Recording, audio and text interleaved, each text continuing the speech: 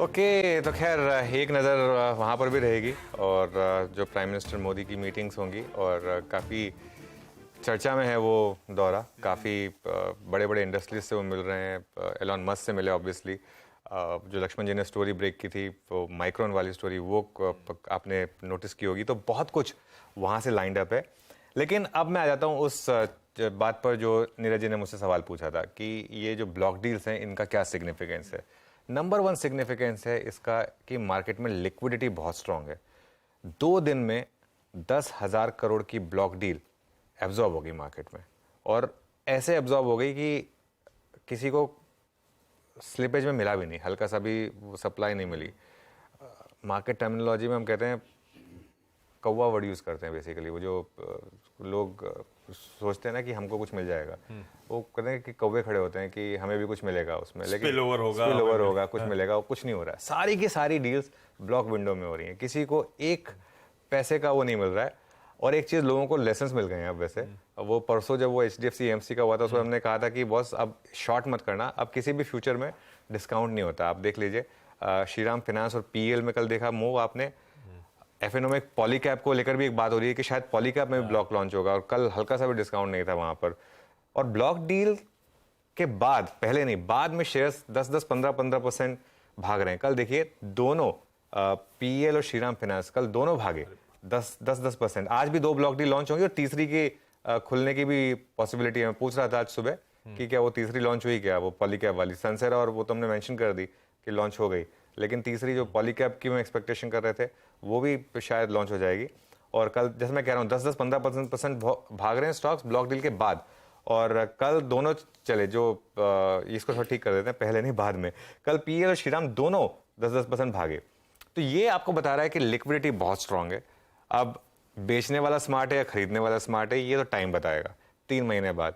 हालांकि जो बेचने वाला है उसको लग रहा होगा कि मेरे बेचते ही स्टॉक भाग गया 10%, मतलब वो रिटेल वाली फीलिंग जो है वो आजकल इंस्टीट्यूशंस को आ रही है। नॉर्मली ये फीलिंग रिटेल की होती है कि जैसे ही हम लेते हैं स्टॉक वो गिर जाता है, और जैसे ही हम बेचते हैं वो भाग जाता है। लेकिन ठीक है मामला। मेरी जो नज़र हमेशा रहती है एक आंकड़े पर, मैं रोज़ अब उस आंकड़े को देखता हूँ और उसको रोज़ रिविजिट करूँगा। 52 वीक हाई वाले स्टॉक्स BSE में 241 अब इस समय। कोई घबराहट की बात नहीं है। जब तक ये नंबर 400, 500, 550 क्रॉस ना करने लगे, मार्केट में बहुत लिक्विडिटी है। स्मॉल कैप में अभी भी वैल्यूएशन में काफ़ी कंफर्ट है। स्मॉल कैप इंडेक्स अभी भी अपने प्रीवियस हाई से 10% की दूरी पर है। हर डिप को बाय करें। ऑब्वियसली डिप कितनी बड़ी हो ये आपके ऊपर डिपेंड करता है। और आशीष, हो सकता है एक बार के लिए मार्केट आपको 700-800 पॉइंट की करेक्शन भी दिखा दे। मैं ये नहीं कह रहा हूँ कि मार्केट 1 वे में भागेगा 20,000। हो सकता है एक बार 18,900 वाला निफ्टी आपको 18,000 आ जाए, पॉसिबल है, उसमें मतलब कोई बुराई भी नहीं है। मैं तो कहता हूँ एक मौका मिलेगा आपको बाय करने का। लेकिन टेक्सचर देख के लग नहीं रहा कि अभी आएगा। वो टेक्सचर देख के तो लग रहा है कि मार्केट अभी रुकने वाला नहीं है यहाँ से। Every dip should be yours to buy. हर डिप में दरअसल खरीदारी करने का मन बना है। बहुत स्ट्रांग लिक्विडिटी, तगड़ा कमिटमेंट आता हुआ, और क्या आउट परफॉर्मेंस भारतीय बाजारों का कंटिन्यू कर रहा है। खैर अब पहले तो आज है वीकली ऑप्शंस एक्सपायरी का दिन, थर्सडे। 2 चीजों पे खुलते रिएक्ट करना है। एक, पॉवेल साहब की टेस्टिमनी हुई थी, बयान, ऑफिशियल स्टेटमेंट था US कांग्रेस के सामने। और दूसरा, बैंक ऑफ यूके के CPI प्रिंट, इन्फ्लेशन के नंबर्स आए थे। यूरोप ने उस पर स्ट्रांगली रिएक्ट किया था। तो पहले उसी की चर्चा कर ली जाए। जो US के क्यूज हैं, या पहले SGX निफ्टी दिखाइएगा। 1/4% के दबाव के साथ हम लोग शुरुआत करेंगे। जो एशिया ट्रेड कर रहा है इस समय, आज सुबह का, वो तस्वीर आपकी स्क्रीन पर आ जाएगी।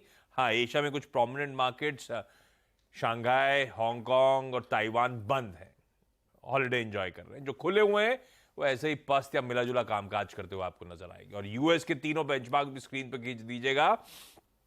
1/3 से 1.25% का कल दबाव।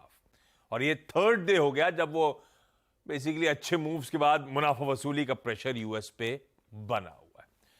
अच्छा, पॉवेल साहब की टेस्टिमनी, इन्होंने सुबह 7 बजे मेंशन करा था कि ऐसा कुछ नया बोला नहीं।